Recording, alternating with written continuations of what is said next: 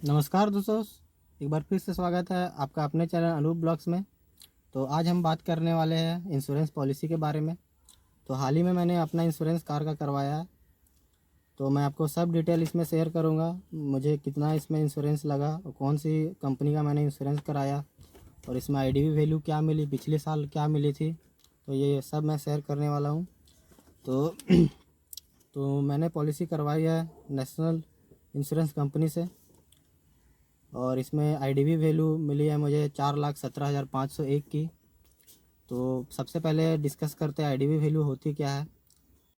तो आइए समझते हैं मतलब आईडीवी का। तो IDV is maximum sum assured fixed by ensure which is provided on theft और टोटल लॉस ऑफ व्हीकल। इसका सिंपल भाषा में अगर मतलब मैं समझाऊं तो ये मैक्सिमम अमाउंट है जो आपको पे किया जाता है अगर आपकी गाड़ी चोरी हो जाती है या कल को एक्सीडेंट होता है जिसमें आपकी गाड़ी बनने लायक नहीं है, तो जो एक मार्केट अमाउंट है वो आपको पे किया जाता है। आप यहाँ देख सकते हैं basically IDV is current market value of vehicle, यानी जो करंट मार्केट में आपका जो गाड़ी का वैल्यू है वो अमाउंट आपको इसमें दिया जाता है।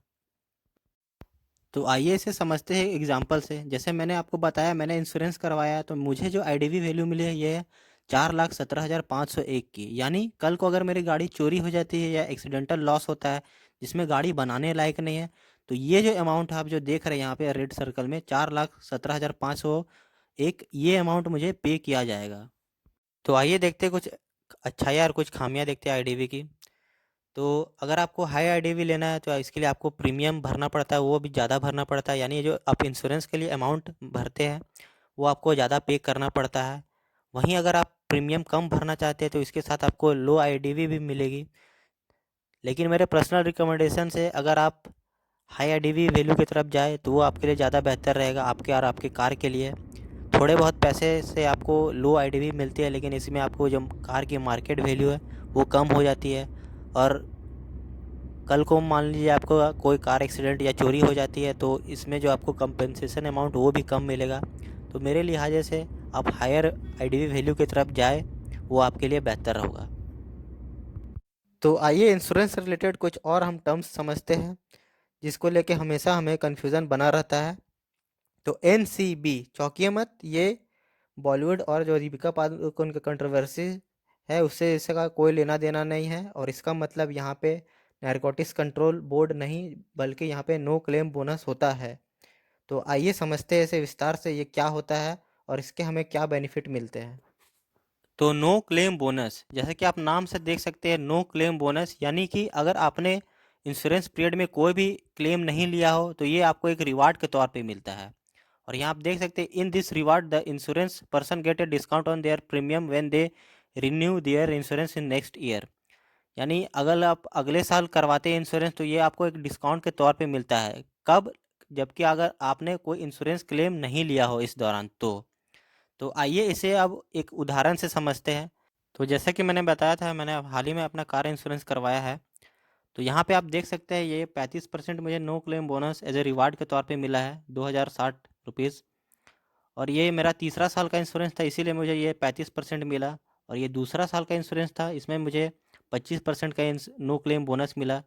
यानी आप यहाँ पे देख सकते हैं ये ग्रेजुअली बढ़ते ही जाता है अगर आप कोई भी क्लेम इस दौरान नहीं लेते हैं तो। और ये 5 सालों तक लगातार बढ़ते ही जाता है नो क्लेम बोनस। और ये बढ़ते बढ़ते अप टू 50% तक आपको जाता है। और अगर मैं 64 साल की बात करूँ तो यह 45% मुझे मिलेगा। तो आइए अब बात करते हैं एनसीबी आपका कब टर्मिनेट यानी कब ये कैंसिल हो सकता है। तो ये होता है अगर आप 90 दिनों के अंदर रीन्यू इंश्योरेंस अपना नहीं करवाते हैं तो ये था इंश्योरेंस से कुछ रिलेटेड इंपॉर्टेंट टर्म्स जो मुझे लगा आपसे मुझे शेयर करना चाहिए। जैसे कि आईडीवी और एनसीबी, इसमें लोगों को काफ़ी कन्फ्यूज़न रहती है और ये इंपॉर्टेंट टर्म्स है काफ़ी। तो मैं अब शेयर करता हूँ आपसे वो अमाउंट जो मैंने इस साल इंश्योरेंस के लिए पे किया है। तो मैंने इस साल पे किया है 17,243 रुपीज़ और ये एड एन इंश्योरेंस है। और इसमें इंजन कवर भी करता है, यानी ये इंजन प्रोडक्ट के साथ है। तो ये किन लोगों के लिए सही रहता है? जो जिनके पास नई नई गाड़ी होती है या कोई हाई एंड गाड़ी अगर आपके पास है तो आप इस तरह का पॉलिसी ज़रूर लें। एड ऑन इंश्योरेंस आपके लिए बेनिफिशियल होगा क्योंकि ये आपके कार को भी एक प्रोटेक्शन के तौर पे देता है। तो ये था मेरा इंश्योरेंस से रिलेटेड एक एक्सपीरियंस जो मैंने आपसे शेयर किया। और यहाँ पे मैं कोई इंश्योरेंस का कोई भी कर्मचारी या किसी तरह का स्टाफ नहीं हूँ। तो मैंने एज ए कस्टमर जितना एक्सपीरियंस किया मैंने आपसे यहाँ पे शेयर किया। और अगर आपका भी कोई सवाल है जो कि इससे अगर मैच खाता हो, और अगर आप इस कुछ टॉपिकों से पूछना चाहते हैं सवाल, तो मुझे कमेंट सेक्शन में ज़रूर बताएं। तो ये था एक शॉर्ट डिस्क्रिप्शन वाला इंश्योरेंस वीडियो, जो कि उम्मीद करता हूँ आपको पसंद आया होगा। और अगर पसंद नहीं आया हो तो डिसलाइक ज़रूर कर सकते हैं, और पसंद आया तो लाइक ज़रूर कर सकते हैं। तो तब तक के लिए ड्राइव सेफ एंड जय हिंद।